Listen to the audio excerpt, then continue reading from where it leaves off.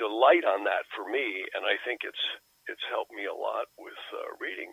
And I get a lot of people who are in politics, who are in banking, who are in various walks of life, where in psychology, I actually have many clients who are psychologists, psychiatrists, and it's really interesting because I keep everything confidential, how much it gives them guidance. In fact, there's a real parallel to psychology and I think the cycles in astrology. And there's times when self-reflection and various modalities of self-help really are aided by knowing when you're in a cycle, in a peak cycle. Interesting story. My wife was very despondent and sad that she wasn't getting anywhere with her entertainment career. And I said, just relax. I said, everything will be fine. And she says, yeah, right. He says, how can that be? And nothing's happening. Well, then all of a sudden the phone rings, and she just did a movie with Christian Bale, Steve Carell, Tyler Perry, and several other major Hollywood stars that's going to be released this summer. And I thought, wow, there you go. See, belief is not required. And it's often fun to help people who are depressed or having a hard time, to give them insight to where, that you can show them when the sun's going to shine, when the clouds are going to come. And it's been a real power in my life, too, to foresee. And I've actually gone out of my way to try and make the astrology not come true. And, how did you do that? How did you do that? Well, I didn't say I did. What I said is I think I changed it. I think anybody can. And this is where superstition and maybe practical reality meet. Energy is just energy. People used to be superstitious of lightning. Now, they still are wary of it, but they know what it is. And it's not the gods bowling. And same thing with electricity. People would be superstitious or afraid of anything they don't understand. And one of the interesting things about studying aspects is I liken it to driving a car. If you're going down the road in a car and you're very aware of your conditions, you're a lot less likely to have an accident than the people who are texting on the cell phone or not paying attention, or they're talking to the passenger, or they're daydreaming. They're not really aware of their conditions. So as a result, they're much more susceptible to everything going on. Where the person who's acutely aware of what's around them, a classic case, last night I was in Burbank, California on a motorcycle coming back to where I live here, and a car ran a red light right in front of me. And had I not been watching, I thought, my God, I could have been killed. And, this guy was flying, and he didn't even know he blew the red light. And, that happens a lot. So it's a good thing, and all the cars next to me were honking, and, everybody was furious because he really almost caused a huge accident. So that's analogous to astrology, where if you become aware, you're not going to stop the energy. But what I think the real value is, and this is what they teach in martial arts, this is what medicine attempts to do, is counteract whatever's there, or at the very least, react to it appropriately or as best you can. Oh, wow. You're not going to stop the rain, but you can bring an umbrella.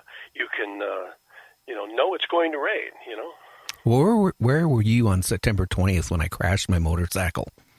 40 years riding the motorcycle, right? Never had a problem. September 20th, and the funny thing is, me and my wife stopped. She was on back of the bike. We stopped, and we talked to him. Did she get hurt? Yeah, we both did. No. And, I was talking to an old-timer, and he said, hey, how long you been riding? I said, about 40-some years. And he goes, have you ever crashed bad? And I said, no, I've never crashed at all. 25 minutes later, dropped the bike going up a hill. So, there's two kinds of motorcycle riders, don't you? There's those that have gone down and those that will go down. And I think you're the second one. Yeah, well, I come to the conclusion, don't brag. That when you ride a motorcycle, you don't want to brag. Oh, yeah. It's dangerous. I just bought a new motorcycle. I've got an Indian. Indian is actually older than Harleys, and they came out in 1901. I've got an amazing picture of Clark Gable, Victor Fleming, and Ward Bond in 1946 sitting on their Indian chiefs. Oh, wow. And what happened is Harley got the contract in World War II, so that's why Harley became so huge. And Indian actually went out of business in the 50s, and then they had attempts to come back online. Well, they finally did. Polaris bought them up, and they came out with the whole new lines of Indians, I think 2014 or 2015. And I have to say, I was really impressed, and so I opted to grab the Roadmaster, and it's an amazing bike. It's almost 2,000 cc's. And, oh, wow. That'll beat my Street Glide, I'll tell you that. Yeah, well, Street Glide's a nice bike. I used to have one of those. I like those. They're really nice. You got the 103 or the 106? 106. Yeah, that's a great bike. Nice bike.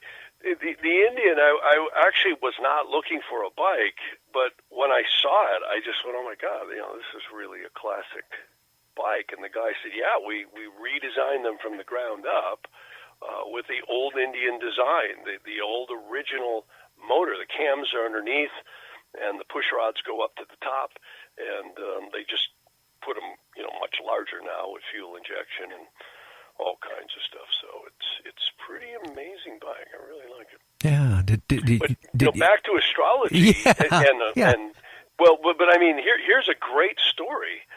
I'll never forget. This is I want to say the late 80s. It was either the late 80s or the early 90s. My father, my first motorcycle, by the way, was a Whizzer. Did you ever hear of a Whizzer? Oh, yeah. I've heard of the Whizzer, yeah. And I didn't mean to laugh. Yeah, I just, not many people have heard of the Whizzer, but yes. Yeah, the Whizzer was a bike, I think it came out in the 30s or 40s. And my grandfather was a motorcycle cop. And he was a really cool guy, and I loved him. He was he used to ride in the motorcycle drones, those circular things in circuses. Uh-huh. And then later he after the war he got in as a motorcycle cop, and he actually escorted MacArthur around in certain cities. I forget which ones, but I have pictures of that. And he brought me, I was pretty young. It was about 1967 or 68, somewhere around in there. Him and my father came walking down the basement stairs with this bushel basket, and the other one was carrying the frame. The bushel basket had the motor. And they said, we got you a motorcycle. Nice starter motor. And it was a Whizzer, and I wish I had that thing. My God, that thing would be worth a fortune right now. But, oh, yeah. A little single cylinder, probably, 80 cc's or 100 cc's. I had a wash machine belt that went around the clutch and, to the back wheel, and just single speed. But it was great. And anyways, back to the story about astrology. It was my dad wanted to meet me. My mom had just passed away, so it had to be after 88. And I remember he wanted to meet me up north of Madison, Wisconsin. I think it was somewhere around Antigo, Wisconsin. And I was down just south of Milwaukee.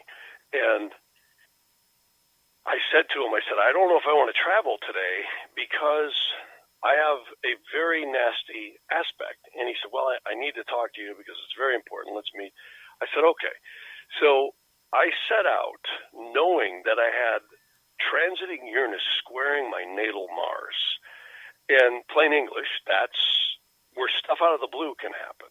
Uh-huh. So you really got to keep your eyes focused and your attention span aware.